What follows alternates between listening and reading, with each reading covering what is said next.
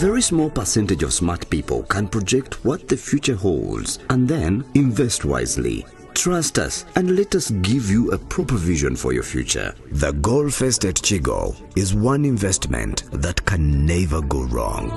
Welcome to the Golf Estate Chigo, located in a serene environment, a few meters away from Serena Hotel Chigo along Entebbe Express Highway. Be a smart investor and find the joy of living in a beautiful home with a magical view of Lake Victoria, affordable recreation centers, well-planned apartments. Enjoy our luxury space for your relaxation in our fully furnished state-of-the-art, well-planned apartments. Estates that are perfectly designed with you in mind to build your dream house with a modern hospital and an airstrip. Get true value for your money. Call us on +256 784 566 918 or visit our website www.thegolfestatechigo.com. The Golf Estate Chigo. Discover a haven. No, one of the challenges we are facing into what way is about Yeah. and that is Jose Chameleone. Yes. Jose Chameleone Yes, yes, no, reality. Qualify your statement. You are flying, chimungenze kulaba family. Ochitegede. Ngenze kulaba mchala, ngenze kulaba mwana, ngenze kulaba chino. You see the last time you went there. Adenga olujira batugamba bana basula mu basement. Mwakabati. Then you find someone nakugamba Chameleone asindika sente mu America, simenya asindika yo ebisatu buli nako. Obo sinawezezaayo mutwalo. But the post we saw ngeraga something different. I remember the time Mangu mutwalo post yeyo okulaga nti omwana adasula mu basement. Then ngabasula ku kitanda kyekimu. For some bonna family, bonna batano. Era ngo omukyala akulaga nti tuli ku bugubi naye mukama agenda kutusha wali. Amwe abali baga nti Chameleone agula ennyumba mu US ng'abaana basula ku kitanda kyekimu ne maama waabwe. What were you meaning? Ngagwe. I remember the time Chameleone yagenda mu America nga controversy kisuse. Abantu bagamba bayawukana. N'agendayo naye kubye ebifaananyi n'atayo ekifaananyi kino. So kati aje South Africa. Naye bakimwera ku street. Ndira yali waka kati aje South Africa. Aje South Africa. Kankuwembo zifuru. Bule. But Kamaleyo. And by then, and we agendera awo nga tebakwatagana Abba era ebifaananyi byonna byalina Abba tali. Sinti ye yali ku kamera. So, bwaje South Africa. Of course, nze nali we yali credible nangamba jangu. Omanyi bagamba safunye ebifaananyi. Jangu nkulage. Najja esimu. Onani. Naye mbiraba alina omukyala Chameleone yambadde ka vesti naye yakola statement. Nagamba Chameleone, Daniella mukwano gwa. Olowooza nsobola omusaba ekifaananyi n'agamba. Kitegeeza tewakyali. Kati abantu abalowooleza waggulu. Na picking anegamba sobola ogamba kasuku netwekuye wano. Picture for public consumption. Abantu balemeraga nti embeera sinungi. But at the end of the day, it has been in rumors, my divorces are rumors, my bichiba cha signing a popular. I think there is no relationship.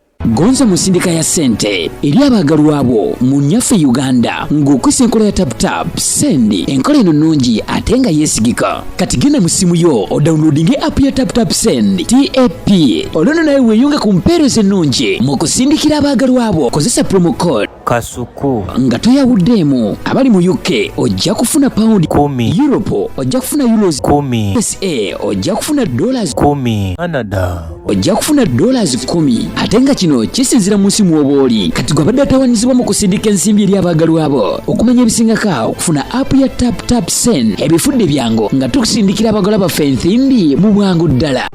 Are you a Ugandan in the diaspora, working and residing in Canada, America, Germany, Sweden, UK, Denmark, working 2 to 3 jobs to survive while working extremely long hours, including weekends and special holidays, with no time to enjoy family? Here's your grand opportunity. Introducing to you a work-from-home online business with just your phone, laptop, and stable internet as you enjoy family time and still make millions online. You don't need any expertise when our professionals are on standby to take you through step by step. To find out more on how to work online, log on to www.jemimamirembe.com or WhatsApp and call +44 794 9011 033. Facebook is Jamie DE Mentor.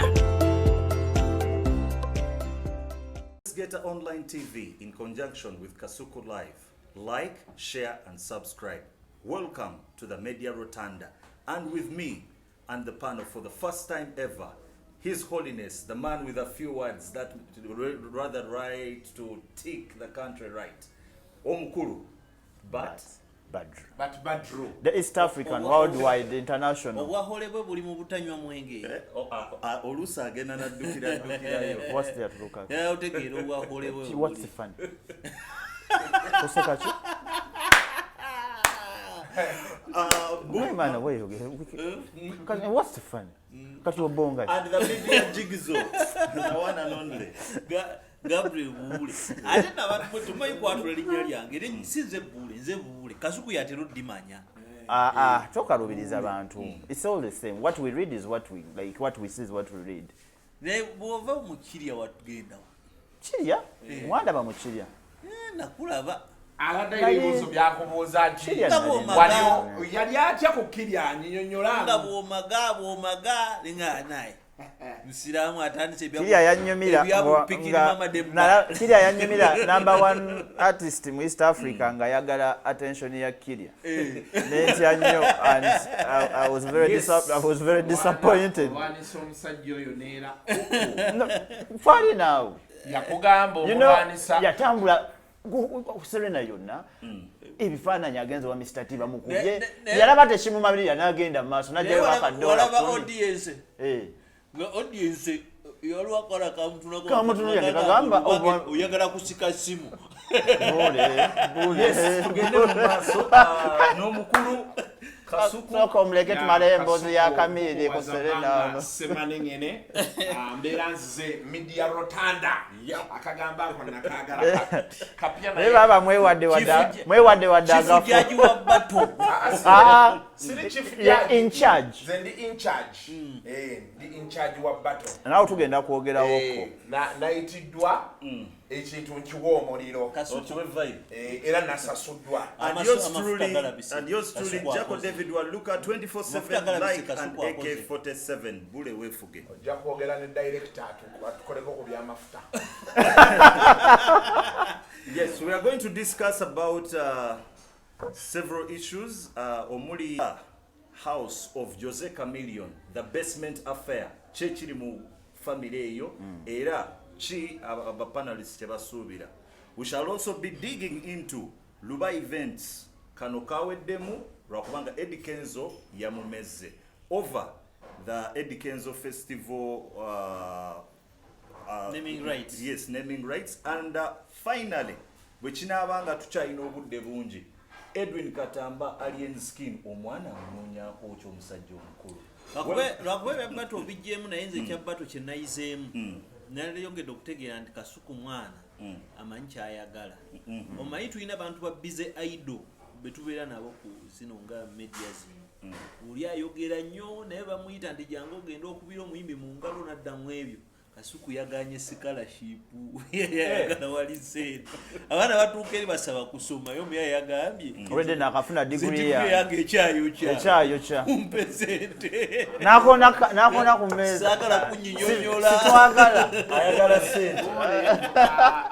Sinafunako offer ya scholarship ku Victoria University. Sagala nnyonolera enkolagana yange n'abantu ku Victoria University. Era mu bufu obwo tugende mu maaso.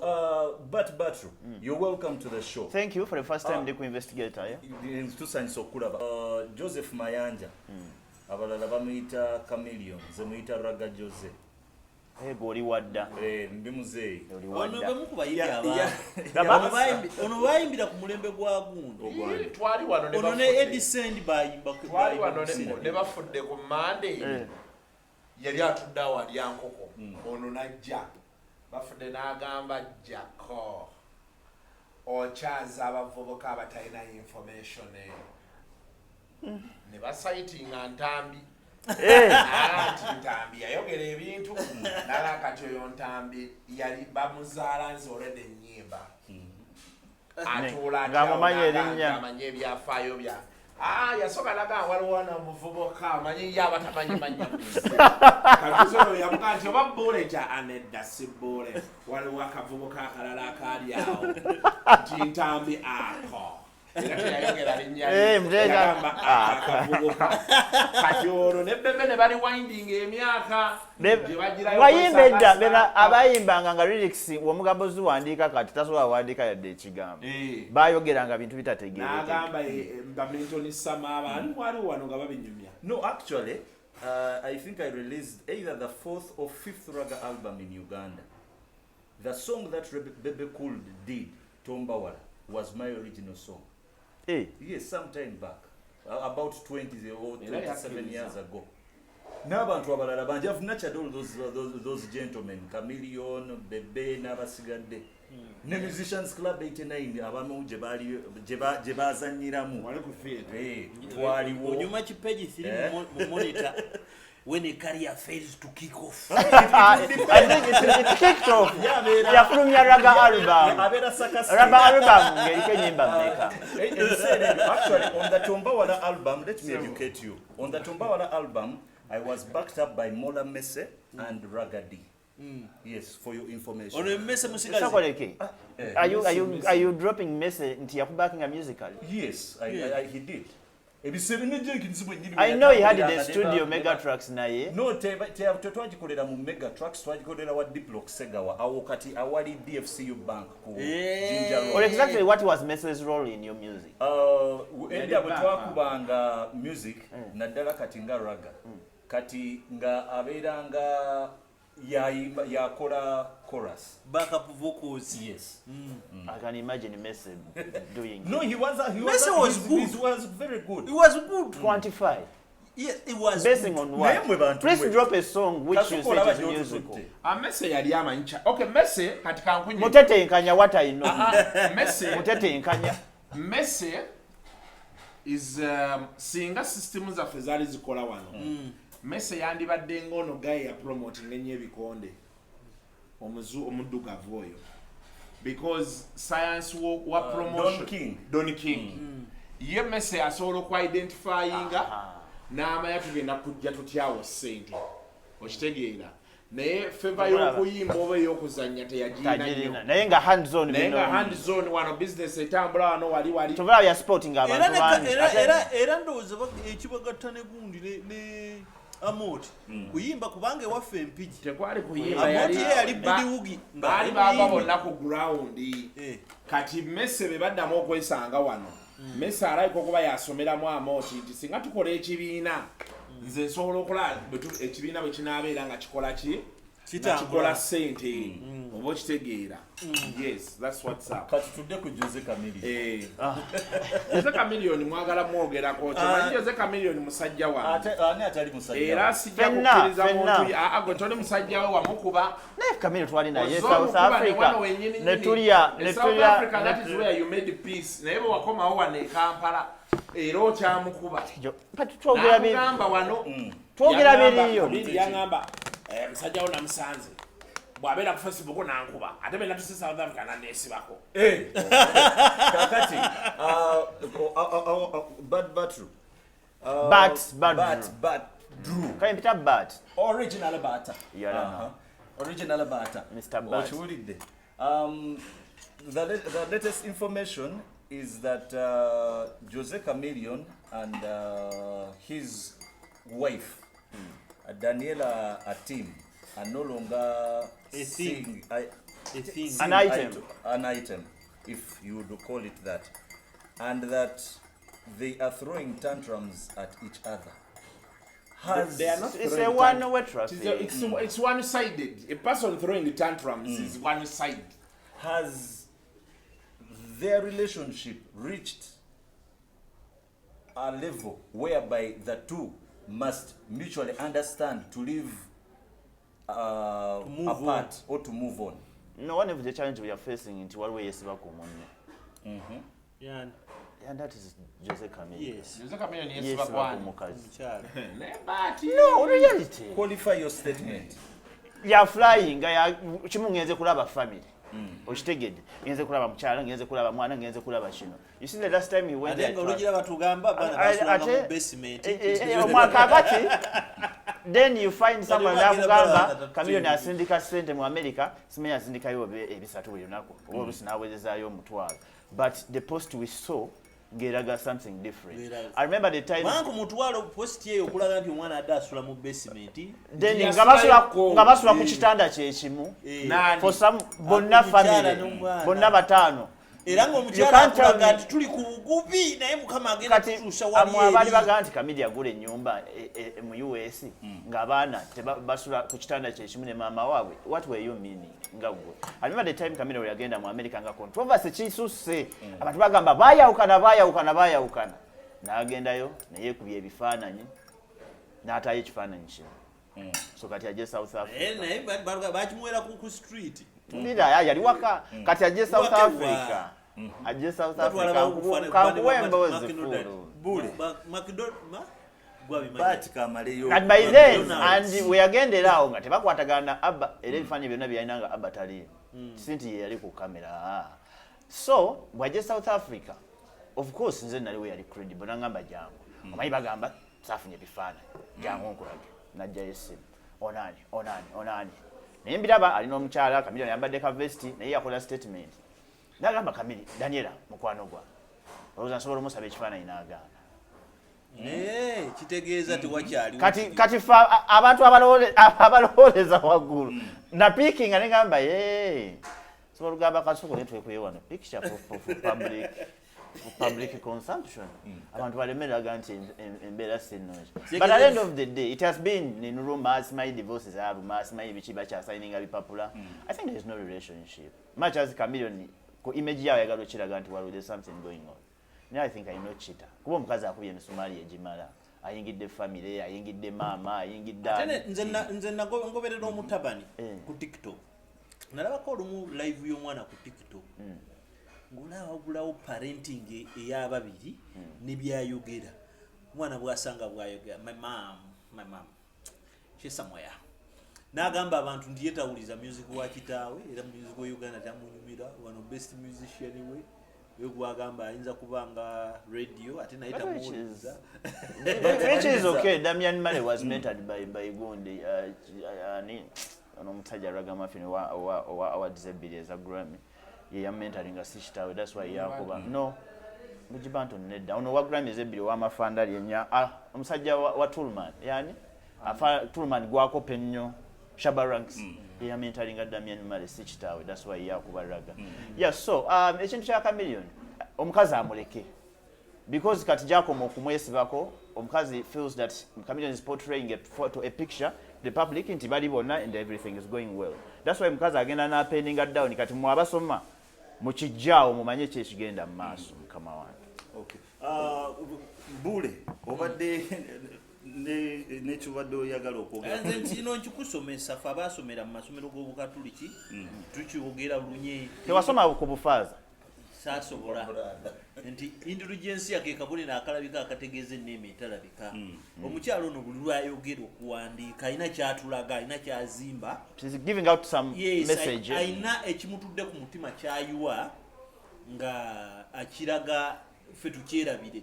Era ne bino ku by'okukuba abakyala walaba nti yayogeranga nnyo naye yali vocal naye nga olayiranga nti ndi bannange nange we nali naye lwakuba sisobola kubyogera ki nga bwendi.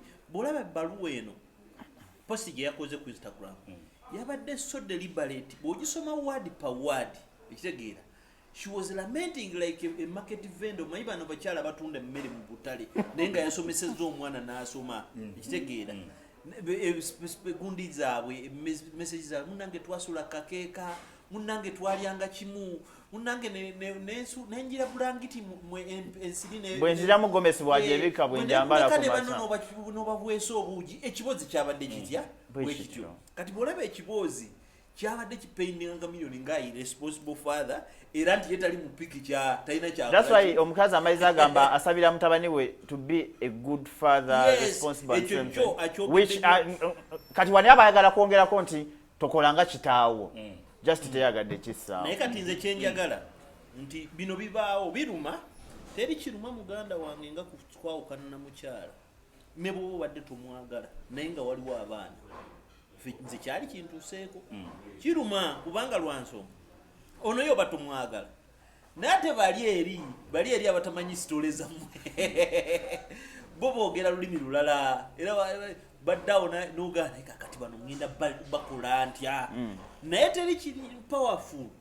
Nga kubeera clear nti nakitto sikumanyi, tomumanyi ekitugatta ki kikyakujjukira.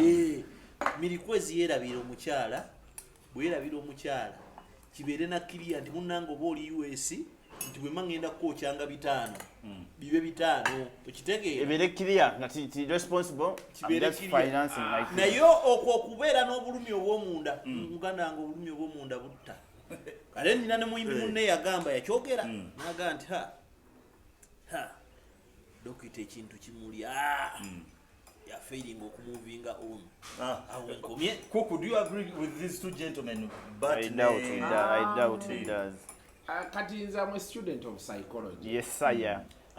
These ones agenda okunafuya asooke bwatyo nasoma amawulire era ebimu ku byandeetera okuddayo okusoma psychology byali ebyo nti enneeyisa y'abantu. Why do people act the way they act, and you know what are the remedies and all those things. Kyengenda okugamba kiri kimu, and this one I'll be clear with, because me I know that story at least at 90%. ye muntu omutuufu agenda ogituwa. I don't know, I've not read the ekintu kya Daniel extensively kuba ninawe nalabye comments ezimu kale nga abantu oba I think they were trying to interpret and manipulate the message as seen. Kadi walaba chi building okuvira ddala mabegene wawizo mama we bichebyo bebityo. I want to think Daniela was in a relationship and she was not happy. But these things happen to all of us nga tuli bato. When you know those things. And see us also kubera mu mbeera eyo okitegeera era I want to think Daniela we yatuuka okuviira wano maybe waaliwo embeera okitegeera omukulu ndowooza n'atasooka kujembracinga mangu nti abayambo bakyo okitegeera from her discussion.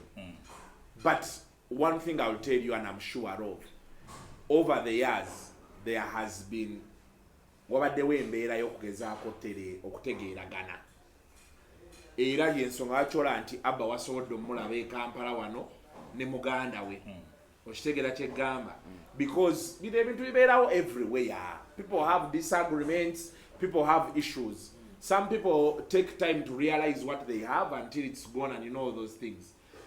Kati buli wotegeera n'ogezaako nti kati katutegeeragane. Yeah, definitely, you know, things try to work out on what. One thing I'm sure of, I don't know if they separated, that one I can't say. With your 90% autonatuka. Sinatuka wera sijja kyogera kwa manche mwagala. No. Maika kibulo muulide. No. Mwagala Chamilli aveyo abagambo ba Daniela. Ntino. Uliriza nti twayawukana. Sima chikola. Mwache mwagala uwulira. Kati kutagamba ku 90% gyoliko. Buli muntu ali ya speculatinga. Nete lyagumiza kuba tujja babuuza mutulage ku kata watandise net psychology. Nemmanya nti ogenda kuleta lwenzo lya nyoboka. Nze njagala nze embeera ya Chamilli ne Daniela.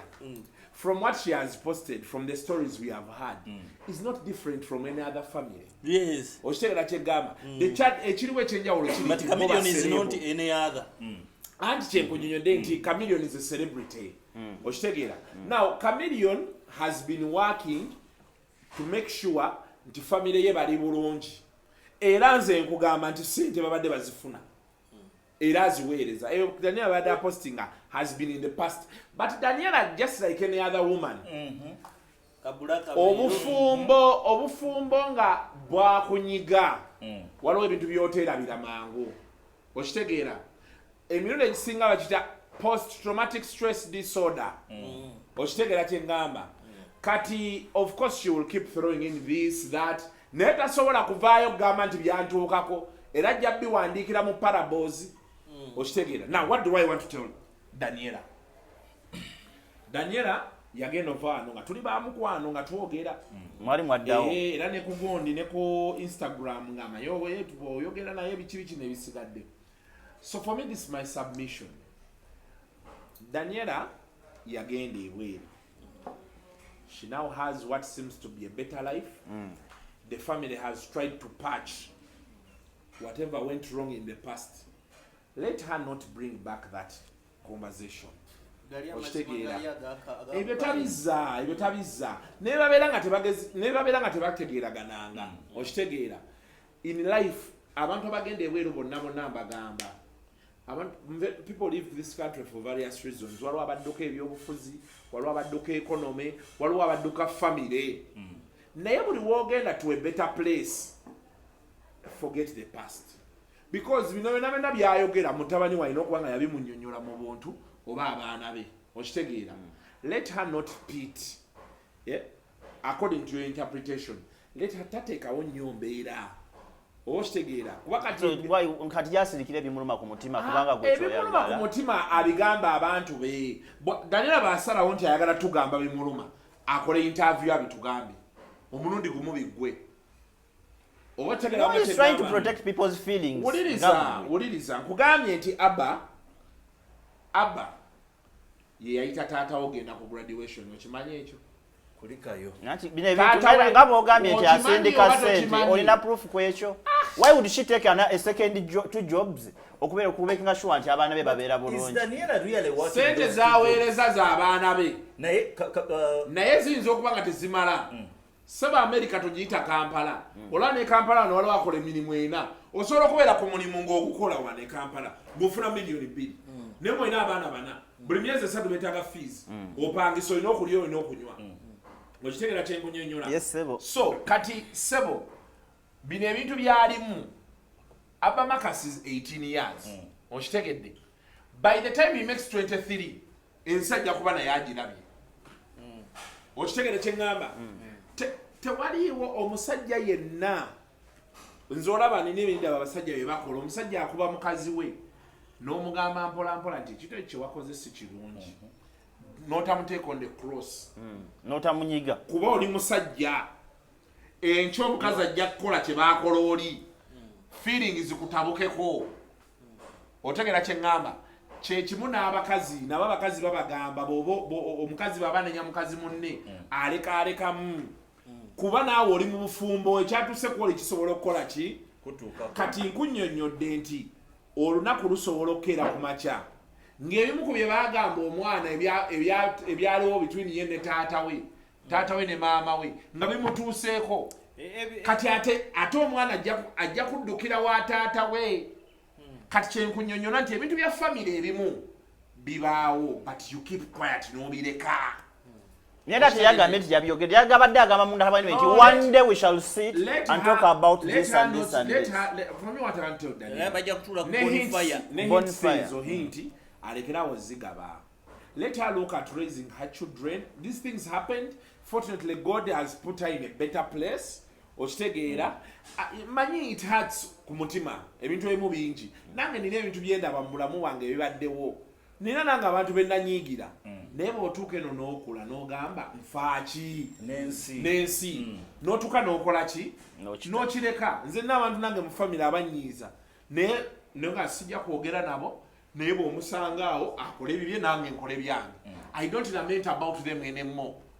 Nategeera nti obulamu bw'ensi butambula butya bwe butyo okitegeera. Are they just hanging in there because of their faith? I don't know. I don't know, but one thing I want to believe is over the years there has been wabaddewo embeera eya for the sake of to Kanye. Let's see how we can patch things up. I don't know if they broke up or not, but there has been, because it's been an open secret, there have been issues, especially on Daniella's side. Yeah? Rumors have been going around you. We don't know if that is the case. But from the projections she gives, they give credence. Because Daniella is a chakora. Daniella is a third party. Third party. Bwaba typinga. Daniella is first party. Yeah, I know kwogera.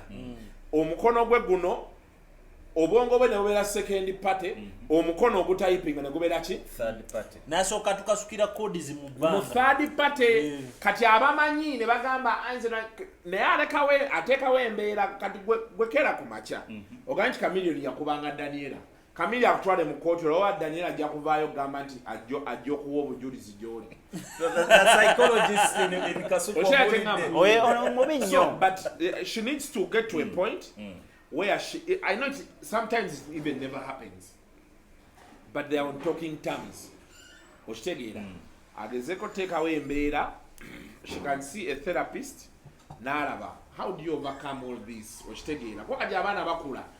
Challenge eriwo mu ebintu ebisingo gira. Nze ngenda kubuulira. Abakazi bangi nzize mbagamba. It is unfortunate. Omusajja nakuzaalamu n'abula. Okitegedde? Naye emirundi egisinga baabanga olubuto terunatuuka wala nnyo. I advise them to take measures they seem best. Why? Because you're going to be stuck with this man the rest of your life. Omwana wo ne bw'omuweerera otya. Ku graduation taata we bajja abeera zze. Mwe mujja kwogera nti ate taata w'omwana tabaddeewo. Omwana n'akuba akasimu taata. The key word is taata w'omwana. Kati ate challenge ebaawo. Omanyi taata w'omwana okujja n'aga nti mwadde mukoze ka party tugende ku Sheraton. N'akigattira. N'agamba omwana nti weebale kusoma nze sibaddeewo naye nkuwadde ennyumba n'emmotoka. Ono maama ne bayogera ebikankana. Emboozi eba yakyuse. Ekitegeeza bw'oba tokyagala kiveemu nga bukyali. Ye twatwogera ku mukwano gwaffe artist. Yawasa naye mu kuwasa twalaba emivuyo mu nsi gino gye siranga omusajja yebba. yafuuka tutwejala mu nkiiko zombi n'agamba omukazi babe whatever money you get there here we are in charge. N'azimuwa naye n'enkoko twazeesonda kati ng'ovudde ku kyenkoko nti wano okutuuka ku venue bakuba ebifaananyi nga naye bali mu kunegotiating naye ntugire n'abewabewo omulenzi emmere bakola ki bagabananga haafu naye ng'ettooke likaze liti lyenyogolegedde ddala ku mmotoka naye omuwala we yabiraba n'akuba ka drink aka bestman yali anywamu n'akanywa wamala okkakuba n'agira bw'ati n'agamba I have a solution nga amaze okukaaba balikola okukaaba okuleeta eminyira naba n'agamba I have a solution n'akuba embaga omukolo olwaggwa omuwala akwata anko we bano balodedi anko amugamba anko kyenyingiddemu si kiyungu kino kikuumi naye kyenjagala onkole sisita wangalo sisita wali Mozambique awo wansi awo mu South African country olina katiketi mpyande omuyayi muwala yamugamba yabukinze awa honeymoon ngagenda nsibula abagenyi abavudde ebweru ngenda kusisinkana muyayi n'agenda alinda empato ali mu makshoni eyo alinde omulondo gwonna gumazeeyo alinda mpato ng'omwana ennyonyi etokotawo nawuli kati yagenda okuddayo mumulaba naye yakola dda n'embaga endala n'okwanyula okulala n'abaana nga weebali olaba gyatutwala. Yes, ebya Chameleone beebyo. Let's hope they will agree to make up and disagree. Tulabye omusango, and this is to Bat. Yes sir. Luba events gwe yali mwami Lugulwa gwe yali awabidde Edrisa Musunza Eddie Kenzo over Yogundia Eddie Kenzo Festival ogubadde mu commercial court. Come Monday kooti yagugobye ne gugamba nti byonna luba byabadde ayogera tebirina basis at all. Are you happy for Kenzo, and where does this pit promoters and artists bebaba bawaddeko sente ne batagenda ku show? Kenzo, I think it was a situation. Shote yaliyo rwa COVID, yeah. And I saw that guy kutivinga akaba maziga amayitirivu nnyo. You guys were getting it out of context. The man was not crying about the show. What was he crying about? The man was crying about the naming rights of that festival thing. So what does he want? To take the name Eddie Kenzo, or? Yes, to get the name of the festival and collect the money that was collected in the festival after. Did they have an agreement where sasa iningante zena nyenirinnya? Kati nze Eddie Kenzo ninyongera ko festival. Tiba yasoka mu 120 million.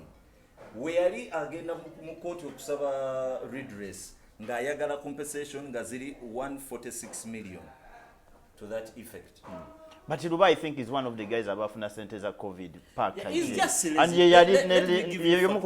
let me put facts clear. The Lubas and the likes, they are just greedy people. For the first time, I'm protecting Kenzo. Okay? Kenzo, show wetabirayo, festival wetabirayo. Bana ba promoter bataniko kolanga pilgrimages okugenda eggulu. Jeno nakwata sente nakirialinga abaana bonna baali bakola ki bategeka ebintu webityo noyo nga mwali yasinga nofuna. Yes, kakati ate najja n'omuyimbi teyamwokya, omuyimbi nakola ki kale kankole ki kamuleke ofunye sente ofunidde magoba ekitegeera ate nayagala ajja akole ki afune endala ekintu kyeyakola ki era kino kyayambye nnyo kkeesi eyo negwa bwetyo bapromota bagwemu amaalo kubanga babadde n'omuze ngenda genda mu kooti. Stop being very typical, acting like a typical villagers. You can't patent who I am. Tusobola kunzijjako my right to be Eddie Kenzo. And you can't patent whatever an additional verb. You can't patent a word festival because this is Kasuku and the other one is festival. So what are you taking away? Kasuku? You are just a promoter, who cares? Festival. Yes. So the issue is the promoter was bullying Kenzo. And Kenzo stood his ground. So kino mukiige mulekerawo kutwala abantu mu bintu by'okusaagasaaga mbu njagenda mu kooti mu vulgarize the court and I beg to revisit that case. How I wish court ekusasuza damages. As a sasula. So Justice Mugenyi was right. Well, if that is the ruling, because I've not read the ruling, I have not followed the case. Nayenze chenali loba mukwano gwange. Era nze bankubirako essimu. Kasuku ekintu kyaffe kiwe ku muliro biki. Naye ne mbagamba nti COVID ono bwe yajja ate ne bataba COVID yekka embeera ezimu zeetaagamu obuntu bulamu okitegeera abantu bangi bajja lisiiti ku bayimbi ne bagende bajja eno sale omuyimbi nali mukoze benti fortunately ne babawa ssente era nze kyokka kyesitaayagala mu luba okgenda mu kooti whether he was on principle or not nali njagala abeeremu obuntu bulamu nti omusajja yabawa ssente ne bagabana kati ebimu obireka and you forego it. So for me that was my only issue and I was not happy with him taking the gentleman to court.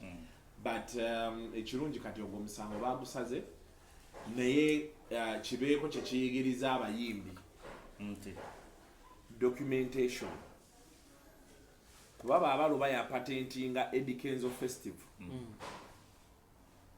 next time be banajja ne bagamba nti tutwala Kabako Festival you must be aware and run and patent the same. Yes okitegeera n'ogamba nti akuba abantu batunda kati ngenda kugamba ola cranes oba mu mupiira waliyo naming rights waliyo broadcasting rights image waliyo image rights okitegeera kati osobola okusigninga contract ng'ogenda kufuna emitwalo kati nga bano abasinga abagenze Saudi Arabia ezo rights zonna Saudi Arabia ezitwala image rights appearance byani byonna zaabwe so Nike nebe jange ekwagala ina kwogera na kilabu oba okitegeera kyegamba so kati n'abayimbi baffe balina otandika okuteekawo embera ya documentation lwaki ebintu ebyo bya kooti kasita bitandise nze mmanyi ebintu byemanyi mu Uganda kooti kasita zitandika ziba zitandise